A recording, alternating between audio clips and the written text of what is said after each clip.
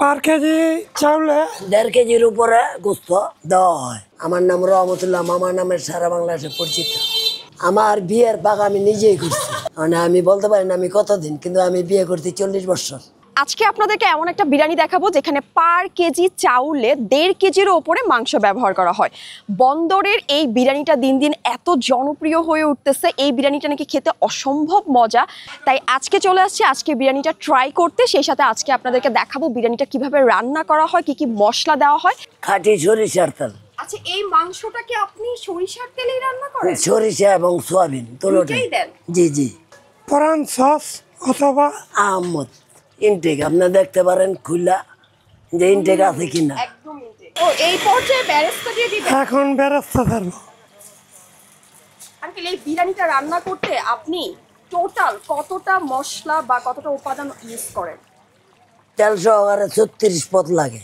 এখানে এলাচ, দারচিনি, বড় এলাচ, কালো এলাচ, গোলমরিচ, আলু বখরা।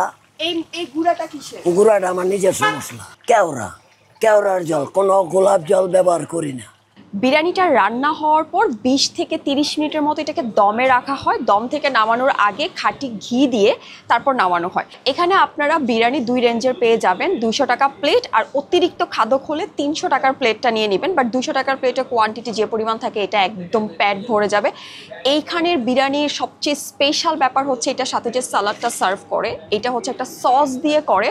সসটা খেলে আপনার মনে হবে আচার দিয়ে করা, বাট এখানে আচার না, তেঁতুল দিয়ে করা। এই সসটাই হচ্ছে সবচেয়ে সিক্রেট একটা জিনিস, যেটার কারণে বিরিয়ানির টেস্ট আরও অনেক বেশি বেড়ে যায়।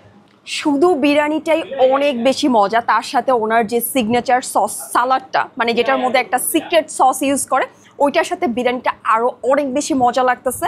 সো এই বিরিয়ানিটা খেতে হলে আপনাকে চলে আসতে হবে নারায়ণগঞ্জ বন্দরের 1 নং মাধব পাশা পুরাতন জামে মসজিদের ঠিক পাশে। আপনারা যদি কোনো অনুষ্ঠানের জন্য এখান থেকে বিরিয়ানি অর্ডার করতে চান তাহলে এই নাম্বারে যোগাযোগ করবেন।